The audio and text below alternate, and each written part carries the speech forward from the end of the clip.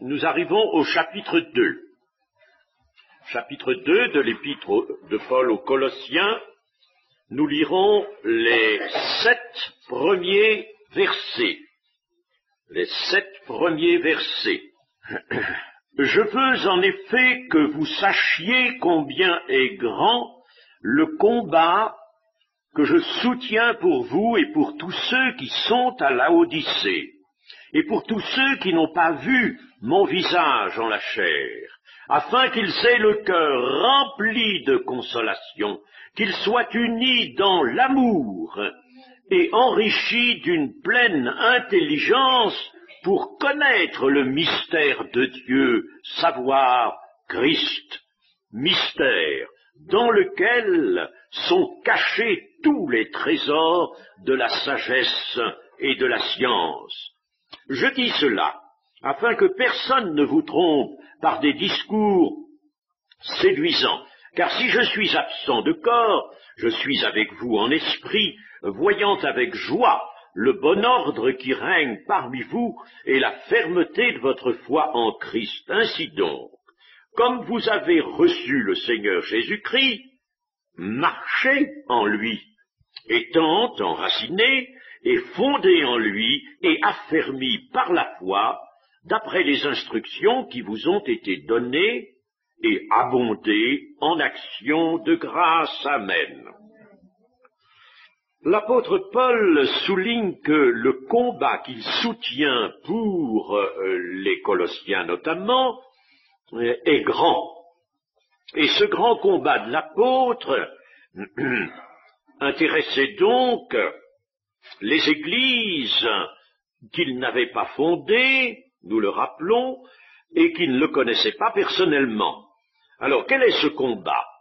Ce combat est un combat dans la prière essentiellement. En effet, au chapitre 4 des Colossiens et au verset 12, nous lisons « Épaphras, qui est des vôtres, vous salue, serviteur de Jésus-Christ, il ne cesse de combattre pour vous dans ses prières, afin que parfait et pleinement persuadé, vous persistiez dans une entière soumission à la volonté de Dieu. » Dans l'épître de Paul aux Romains aussi, au chapitre 15, nous pouvons lire au verset 30 ceci: « Je vous exhorte, frères, par notre Seigneur Jésus-Christ et par l'amour de l'Esprit, à combattre avec moi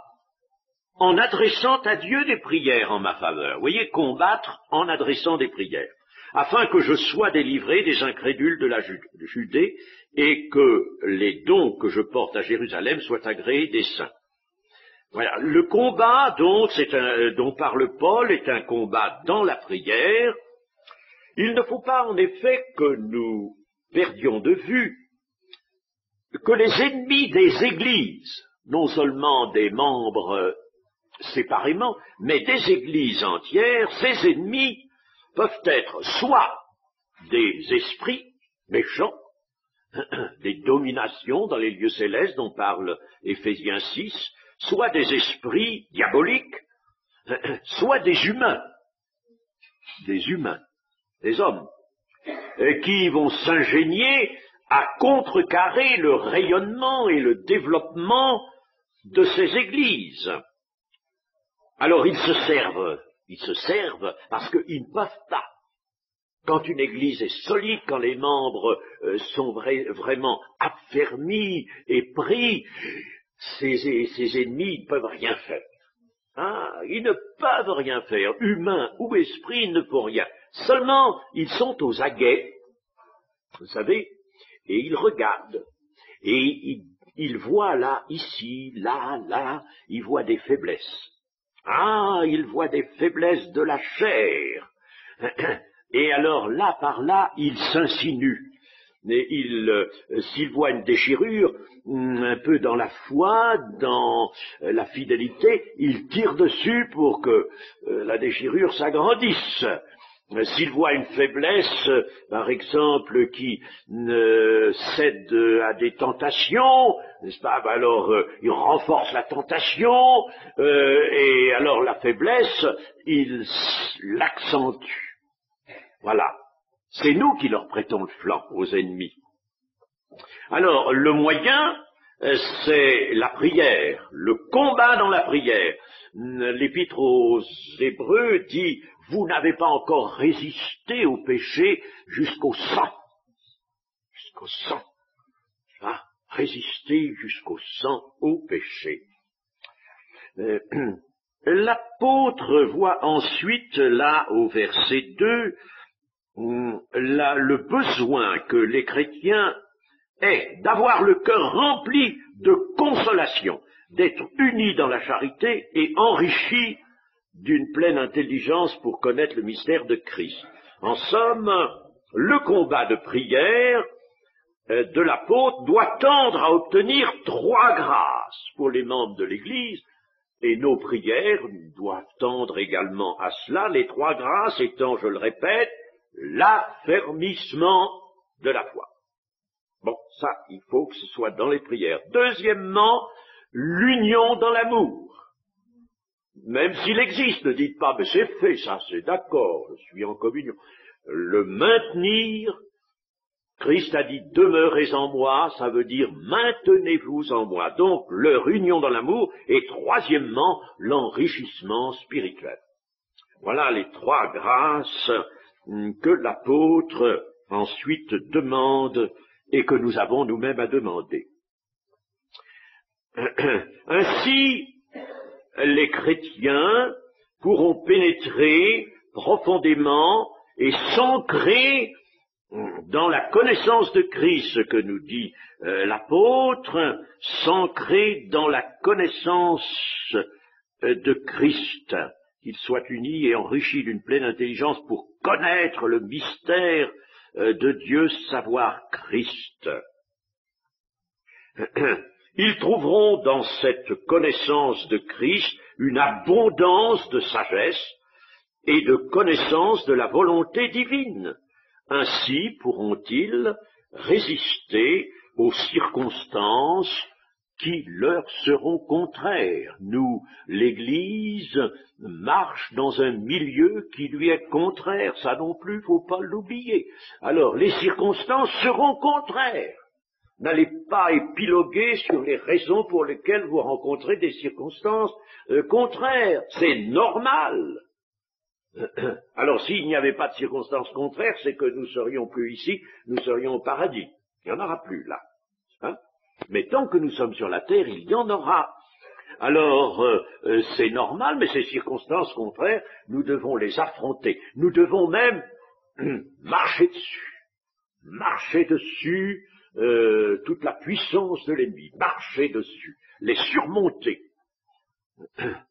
Pourquoi l'apôtre dit-il que les trésors de la sagesse et de la science sont cachés au sein du mystère de Dieu, savoir Christ. Nous avons parlé hier soir du mystère de Christ, je n'y reviens pas, mais il y a dans ce mystère donc des trésors de sagesse et de science, mais sont cachés.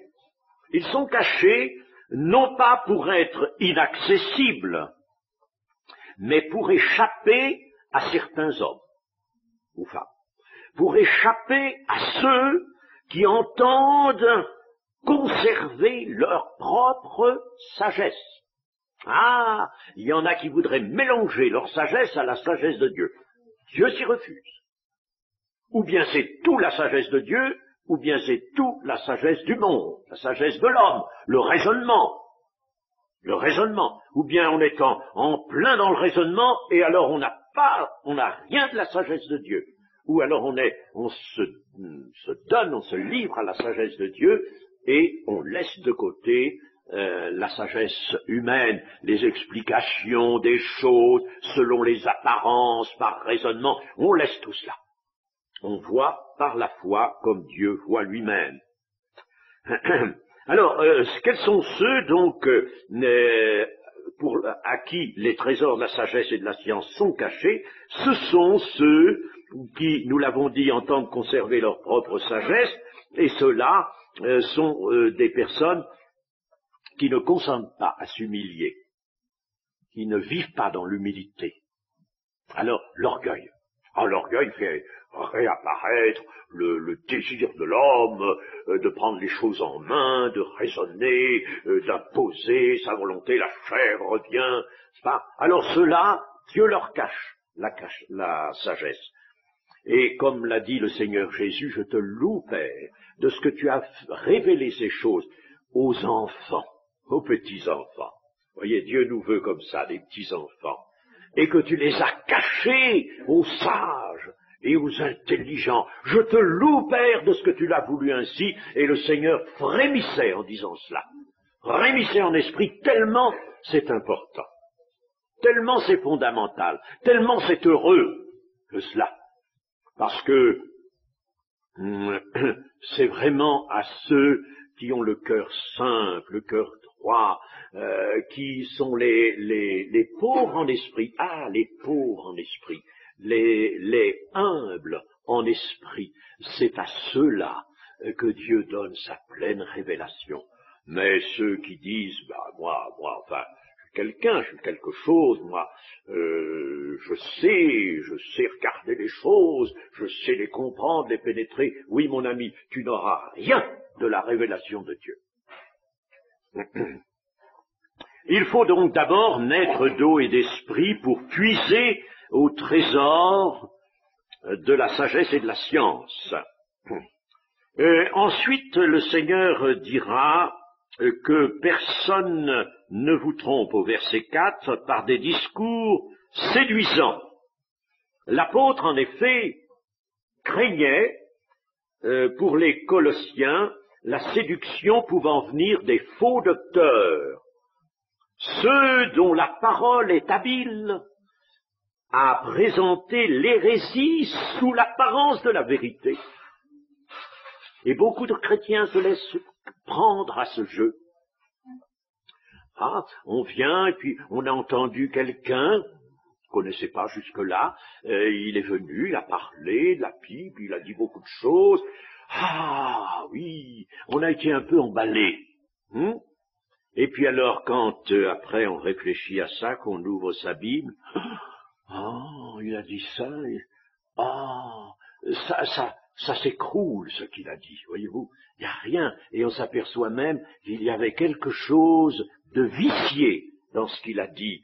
Un jour, nous avons voulu, quelques frères et moi, écouter, enfermés dans une pièce, les cassettes d'un certain homme qui vivait sur différents plans, vivait dans le partage, mais qui avait un langage magnifiquement évangélique. Certains disaient, c'est vraiment magnifique. Quelqu'un a même dit, nous avons trouvé une nouvelle dimension de l'amour de Dieu. Bon, alors, nous avons fait venir les cassettes, je dis aux frères, voyez, faisons bien attention, écoutons bien, il y a certainement quelque chose qui cloche là-dedans. Bon, mais alors, un langage évangélique, tout à fait, vous savez, il y avait l'amour de Dieu, il y avait tout. Quand ça a été fini, nous nous sommes consultés. Et puis, alors, après, en conclusion, nous avons dit ceci, eh bien, c'est très simple. Le langage est vraiment évangélique, et prenant, il est prenant ce langage. Il parle de l'amour, on est d'accord quand on parle de l'amour de Dieu, oui, mais il a parlé de l'amour. Regardez comment il a montré l'amour, dans quel cas il a montré, comment il l'a montré. Tiens, il l'a montré dans ce cas-là, dans ce cas-là, dans ce cas-là, mais alors l'amour de Dieu est sans fidélité. C'est sans fidélité. Tantôt l'amour de Dieu se manifeste, là il ne se manifeste plus, ou il se manifeste autrement. Comment ça se fait ça? Et il n'a jamais prononcé le mot fidélité. Il n'a jamais dit que l'Éternel est fidèle dans son amour. Il n'a jamais dit que l'amour et la vérité sont inséparables. Pas du tout. Il arrange l'amour comme il veut. Voilà l'hérésie. La voilà. Vous comprenez? Ça. Alors ça, il faut faire attention. Faire attention. C'est un homme qui était autant catholique et qui qui disait la messe même, il était prêtre, il disait la messe, confessait les gens, hein, et puis il venait vous tenir un langage évangélique, je vous dis, magnifique, apparemment. Alors attention à ça, ça existe de plus en plus maintenant. L'apôtre sait pourtant, comme il le dit, que le bon ordre et la fermeté règnent dans l'église de Colosse. Le bon ordre, il sait que le bon ordre, qu'est-ce qu'il veut dire? Eh bien, figurez-vous qu'il emploie un terme militaire, un terme militaire qui signifie, était employé pour signifier la bonne disposition des rangées de combattants. Alors il peut dire, voyez-vous, vous êtes bien en ordre dans l'église de Colosse, là. Il y a de l'ordre. Bon, alors c'est bien qu'il y ait de l'ordre. Toutefois, le bon ordre qui est chez vous et la fermeté de votre foi, vous l'avez aussi, la fermeté de votre foi. Mais attention, ce bon ordre et cette fermeté peuvent être trompés. Ils peuvent être trompés.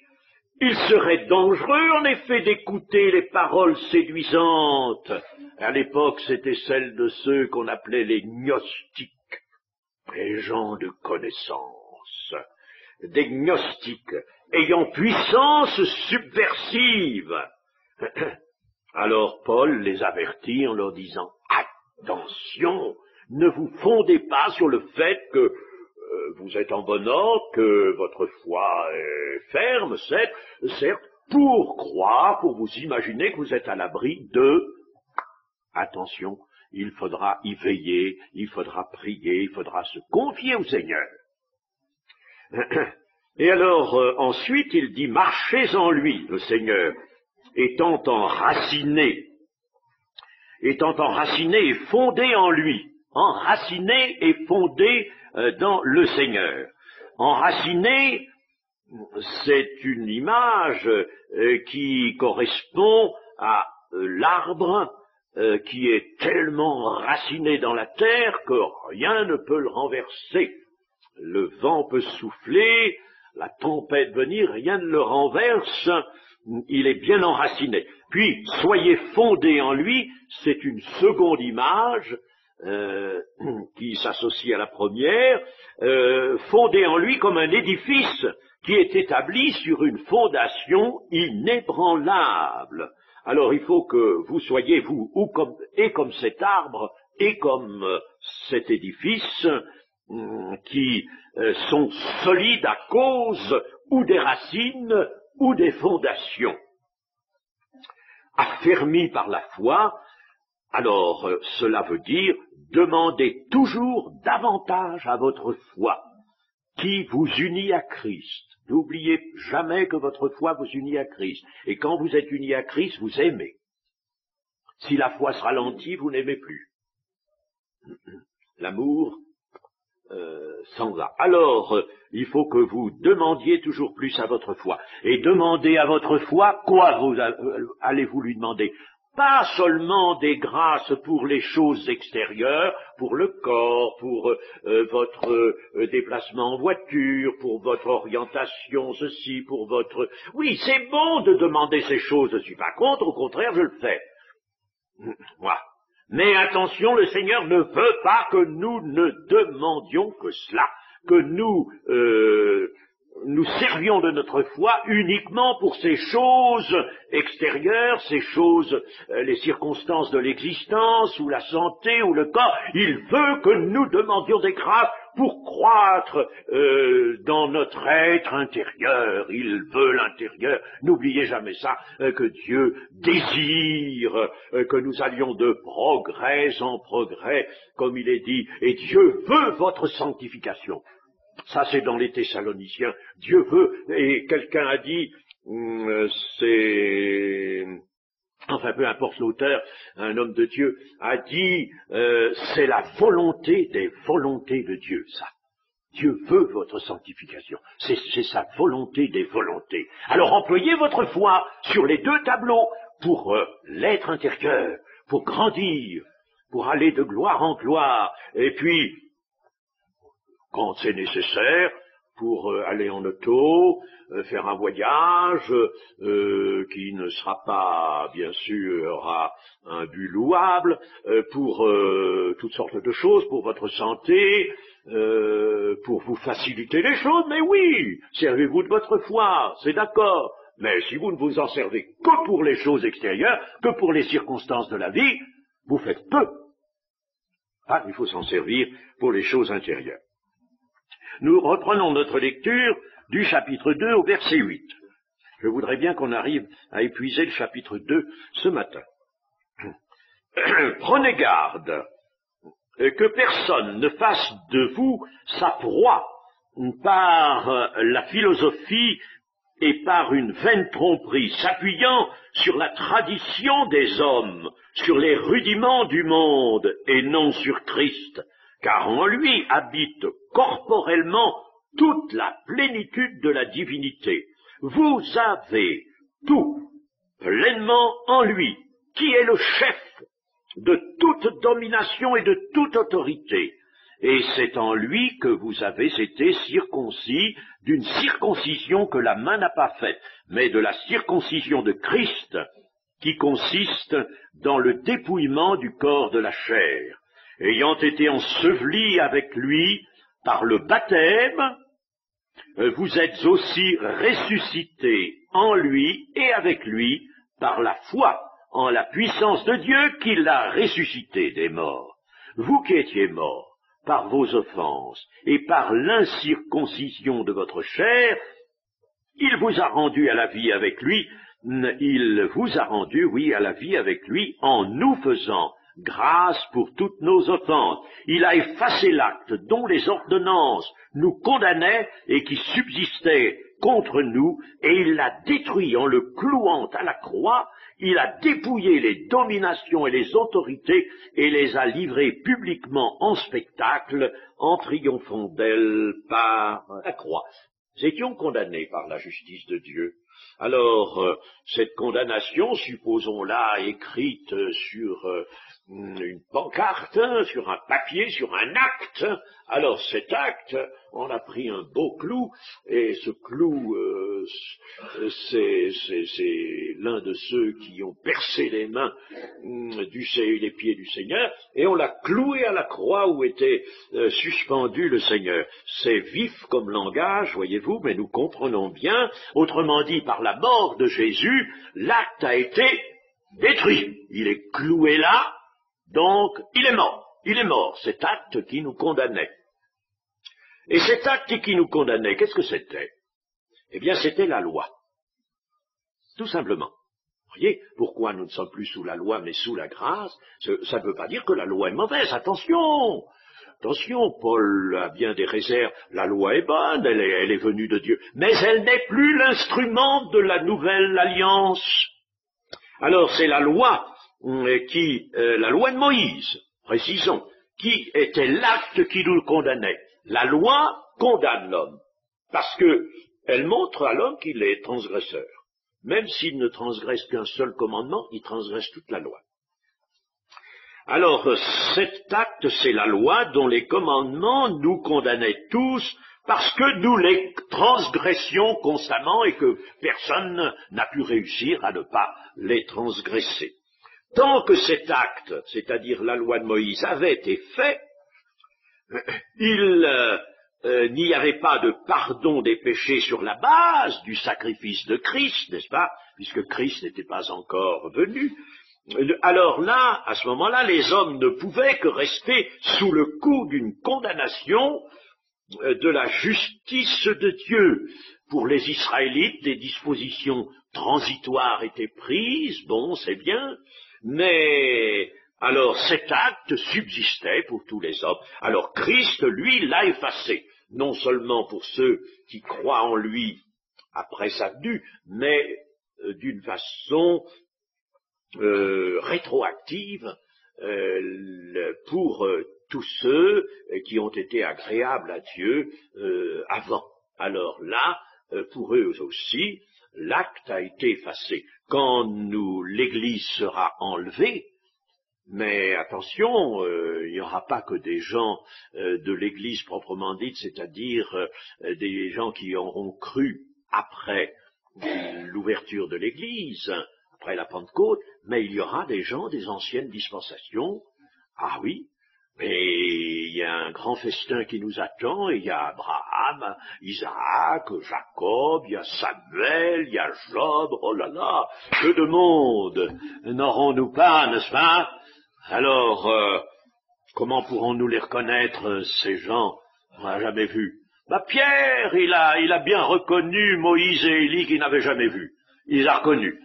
Nous les reconnaîtrons de la même manière. Alors, nous serons peut-être en face de quelqu'un. Tiens, c'est Abraham. Oh, quel plaisir de voir Abraham, n'est-ce pas? On a plaisir de se voir ensemble, voyez-vous, le frère qui est là, la sœur qui est là. Mais quand on verra Abraham aussi, ce sera un grand plaisir, n'est-ce pas, d'être à table avec lui. Donc l'acte est effacé.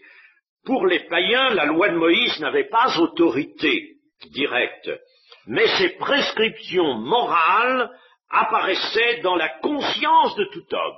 Je ne veux pas appuyer là-dessus, il faudrait lire Romains 2, chapitre 2, versets 14 et 16. Mais je n'ai pas le temps de m'arrêter. Mais pour les païens, c'est cela, n'est-ce pas? Les prescriptions morales apparaissaient dans la conscience de tout homme. Pour ceux qui ont reçu le pardon de leurs péchés, les lois de Dieu sont écrites ou non dans leur cœur, sont écrites dans leur cœur suivant le principe de la nouvelle alliance annoncée par Jérémie. Alors, verset 15, il a dépouillé les dominations et les autorités. Le Fils de Dieu apparut afin de détruire les œuvres du diable, est-il écrit. Alors Christ a vaincu les esprits dominateurs qui sont cités dans Éphésiens 6, verset 12. Il les a dépouillés de leur puissance et de leur pleine autorité, il les a dépouillés. Il leur a ôté toute leur pleine autorité.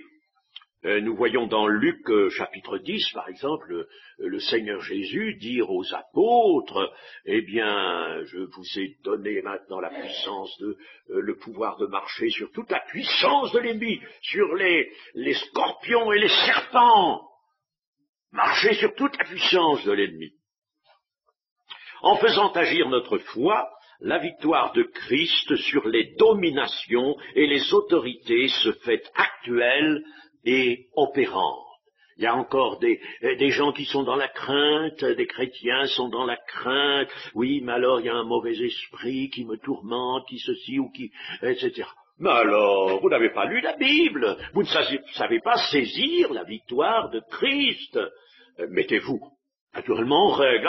Si vous êtes plein d'accès, n'est-ce pas, c'est-à-dire de faiblesse par où les esprits peuvent introduire leur tison, là, n'est-ce pas, et puis vous actionnez, alors là, évidemment, mais mettez-vous vraiment dans la fidélité, dans la position d'un chrétien fidèle, et alors, saisissez la victoire de Christ. Il n'y a pas de démon qui puisse résister.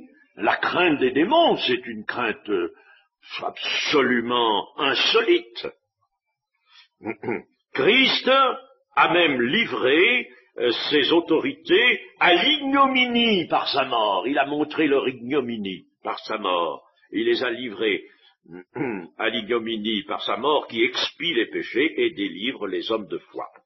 Nous arrivons au verset 16 et nous lirons de 16 à 23, c'est-à-dire à la fin du chapitre.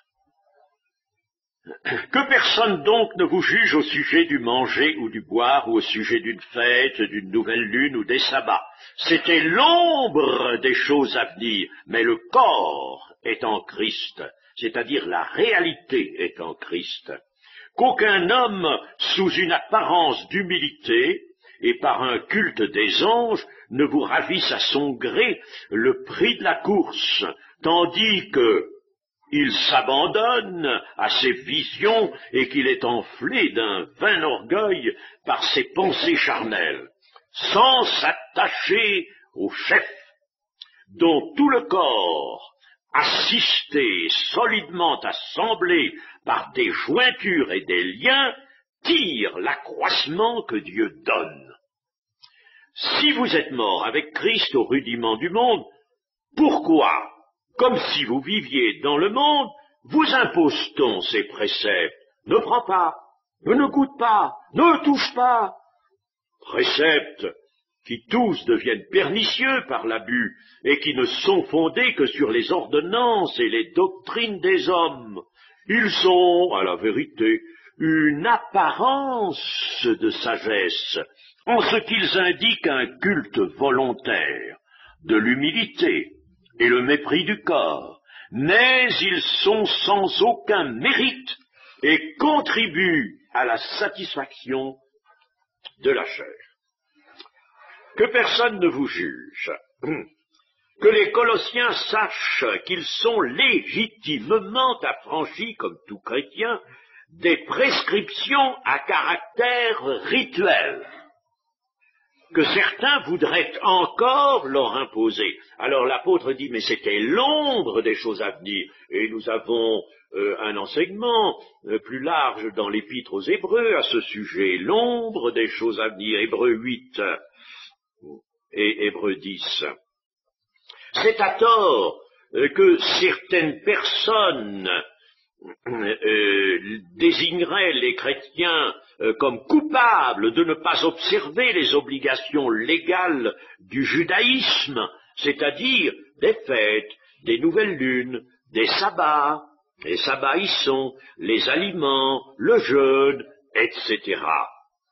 Car il n'y avait en ces obligations que l'ombre des réalités, lesquelles réalités sont venues avec la nouvelle alliance. Ces ombres, ces dispositions que Dieu avait prises dans le cadre de la loi de Moïse, avaient un sens prophétique. Elles annonçaient, elles étaient l'ombre, elles annonçaient des réalités qui sont venues maintenant. Un sens prophétique, elles annonçaient un avenir qui est maintenant réalisé dans le cadre de l'alliance de la grâce. Et cette réalité étant acquise, les obligations légales n'ont plus raison d'être. Le corps est en Christ, et là, le mot corps est employé dans le sens de la réalité est en Christ. L'ombre, c'était avant, maintenant, la réalité est en Christ. Et pourquoi Paul emploie-t-il ce mot corps ici? Eh bien, tout simplement parce qu'il vient d'employer le mot ombre. Enfin, voyez, l'ombre d'un corps, n'est-ce pas? Alors l'ombre, oui, ça signifie qu'il y a un corps qui est en train de projeter de l'ombre, mais l'ombre nous mène au corps, et alors le corps qui donne l'ombre, voilà pourquoi il parle de corps. Mais il veut dire, la réalité est en Christ. Il est certain que dans le verset 16 sont désignées toutes les fêtes juives annuelles ou mensuelles, tels que les sabbats de la semaine. Les sabbats de la semaine sont là aussi. Alors ça, les sabbats de la semaine étaient l'ombre des choses à venir. Aux prescriptions de la loi de Moïse, en plus de cela, s'étaient jointes des traditions formées par les hommes, des traditions que Jésus appelle des traditions d'hommes. Vous annulez la loi par vos traditions, des traditions d'hommes. Le danger couru par les Colossiens était celui d'un syncrétisme. Qu'est-ce que c'est qu'un syncrétisme? Eh bien, c'est une position qui consiste à mélanger des doctrines de sources différentes, faire un mélange, un amalgame, pour en faire, en somme, une pseudo-vérité, une vérité dénaturée. Vous voyez, on prend un petit peu de cette doctrine-là, un peu de celle-là, et puis on se dit, tiens, ça, mais on pourrait mélanger tout ça. C'est ce que nous voyons. Je ne veux pas entrer dans la critique, mais simplement dans la vue réaliste. C'est ce que nous voyons dans le catholicisme. J'en sais quelque chose parce que, vous savez, j'ai été dans le catholicisme jusqu'à, je ne sais plus quel âge, enfin, jusqu'à la 4e. J'étais dans une institution catholique, très catholique, où il y avait toutes sortes d'offices. J'ai porté la robe rouge, la dentelle et un tas d'histoires. Ben oui, bien sûr. Étant jeune, j'étais un des enfants de chœur et j'avais un bâton avec une lumière et tout ça. Bon, alors j'ai beaucoup étudié le catholicisme, même après, parce que j'avais eu cette base, on nous enseignait bien vraiment tout le catholicisme. Alors j'ai eu loisir d'y réfléchir, avec indépendance d'esprit, simplement pour voir, n'est-ce pas, et que maintenant, à la lumière de la parole de Dieu, ce qu'est le catholicisme, et il y a là, évidemment, un syncrétisme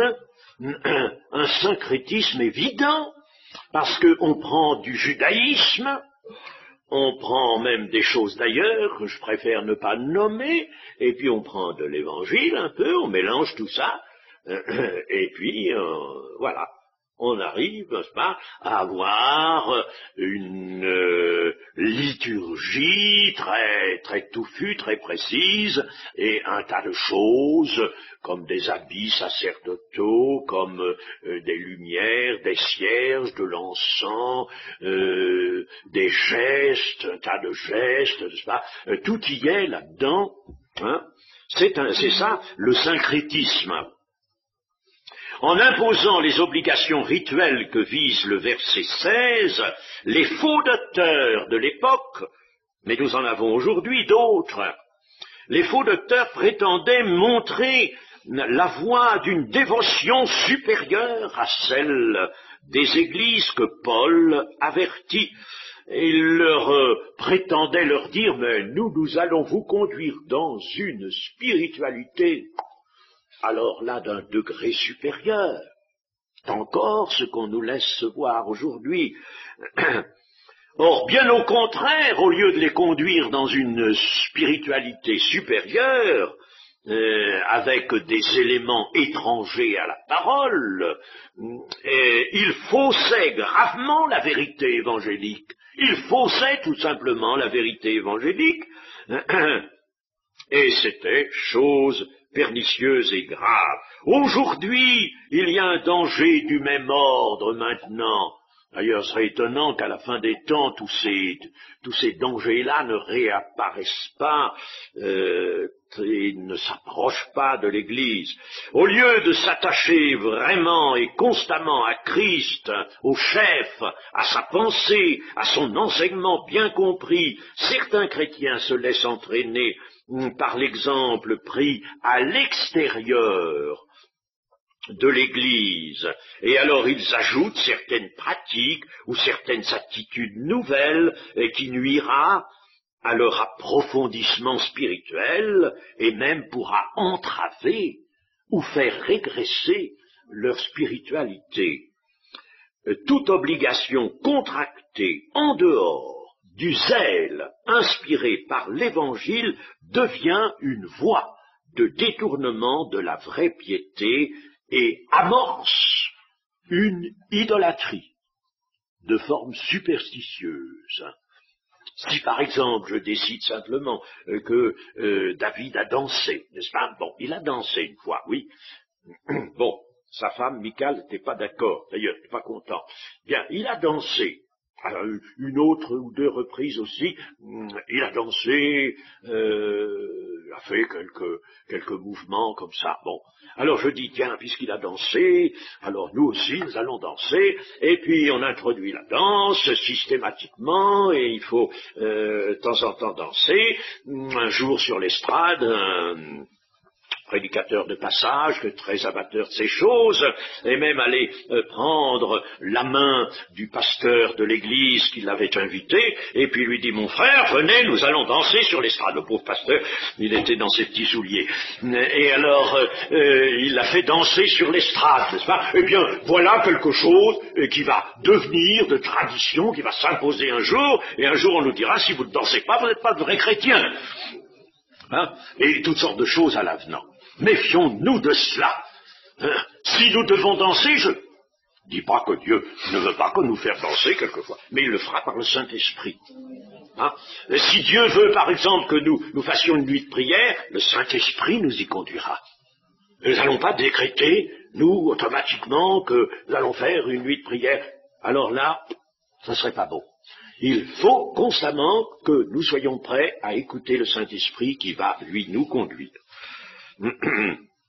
Alors tout cela, ces choses-là, donnent une apparence de sagesse, dit l'apôtre. Alors est-ce qu'on va faire consister la sanctification en des prescriptions telles que celles du verset 21, ne prends pas, ne goûte pas, ne touche pas? Alors c'est ça la sanctification? On va sanctifier extérieurement, et puis dans le fond on a envie de goûter, hein? On a envie de toucher, on a envie de tout ça. Alors on le fait pas parce que c'est interdit, on n'a pas le droit. Hein? Alors on se retient, puis un jour si on est libre, s'il n'y a personne qui observe là, on va vite se précipiter pour goûter, pour toucher, etc. On va être hypocrite. Voilà ce que font ces prescriptions. Elles nous rendent hypocrites. Alors, c'est pas ça la sanctification. Alors, l'apôtre signale un abus, n'est-ce pas, préceptes qui tous deviennent pernicieux par l'abus. Par l'abus. Il signale un abus. Adopter de tels préceptes, c'est leur attribuer une force. C'est leur attribuer le pouvoir de contribuer au salut, mes amis. C'est leur attribuer le pouvoir de contribuer au salut. Alors ils deviennent donc pernicieux. De plus, leur source est humaine. Et en quoi consiste la fausse sagesse? Eh bien, elle prétend à plus de profondeur que la vraie sagesse. Et cela ont des apparences qui séduisent. En effet, au nom de cette sagesse, on fait montre d'un zèle ostentatoire, surtout, en s'élevant au-dessus de ce qui concerne le corps voué au mépris, le corps humain, notre corps voué au mépris, et en manifestant un ardent désir de consécration. Il ne s'agit pourtant que d'une fausse spiritualité qui, en définitive, couvre un contentement de l'homme charnel, toujours, lui, porté à paraître, zélé et à s'attirer une appréciation de mérite. Comme c'était le cas des pharisiens, et le Seigneur dénonce cela. Ils mettaient des phylactères, ils se mettaient sur les places publiques pour montrer leur grande piété. Alors on arrive à ça. Hein? Je voudrais juste maintenant terminer par un petit résumé sur les versets 16 et 23 que nous avons lus. Maintenant, dans ces versets, n'est-ce pas, il y a en somme trois formes d'hérésie qui sont dénoncées. La première forme d'hérésie, c'est celle du légalisme. Le légalisme qui porte surtout sur la nourriture, ici, d'après les exemples de Paul, des aliments purs, des aliments impurs, sur les fêtes annuelles ou mensuelles, puis sur le sabbat hebdomadaire. Alors, ce sont des prescriptions qui étaient bien dans la loi de Moïse, là, mais qui n'ont plus maintenant raison d'être. C'était l'ombre et maintenant la réalité est venue. Alors, les imposer à nouveau, c'est du légalisme. Et chers amis, le légalisme, il n'y a rien de tel pour déchirer une église, pour lui faire le plus grand tort qu'il soit possible de faire.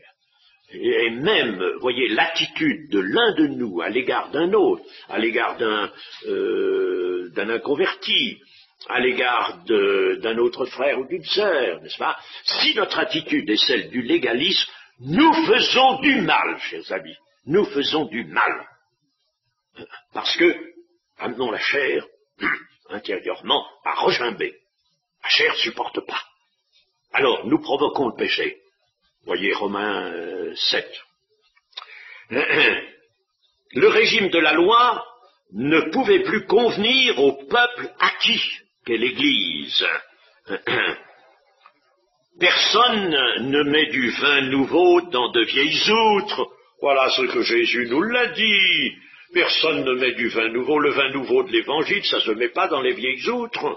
Parce que sans ça, alors les vieilles outres, c'est-à-dire supposer les dispositions antérieures de la loi, n'est-ce pas, de l'ancienne alliance. Alors ces dispositions antérieures, supposez elles sont les vieilles outres, vous allez mettre l'évangile là-dedans, mais l'évangile est plein de force, hein, c'est un vin pétillant, spumeux, hein, et puis alors les vieilles outres, elles sont fatiguées.